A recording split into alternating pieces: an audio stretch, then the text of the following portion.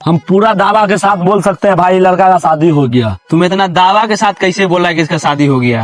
नया नया तौलिया पहने हुआ है, जिसको शादी में मिलता है ना वो जमाता है बाहर निकल के। बउआ नथुलाल चा के शादी हो गई की? तोरे ना लगा कि नया तोलिया पहने ससुराल में मिलने हैं। हो तत्ता तोला शादी हो देला। तोरे कैसे पता रे? तलिया पहनो। भैया एगो पान लगाइए जर्दा डाल के कसैली फाड़ के। नथुलाल भैया अभी बलि का बकरा बनी गए का? आपको कैसे पता हो? तलिए देख के पता चल गया कि आपका शादी हो गया। चचा 2 बोतल टटका ताड़ी ला बोल।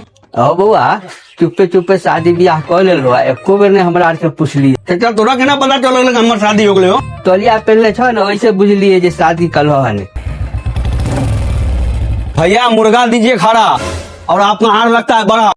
तू मर दे, तू अपने काम से मतलब रखो ना। आओ भाई, आपको ससुराल में पैंट पैजामा नहीं मिला है, खाली तौलिए पहन के घूम रहे हैं।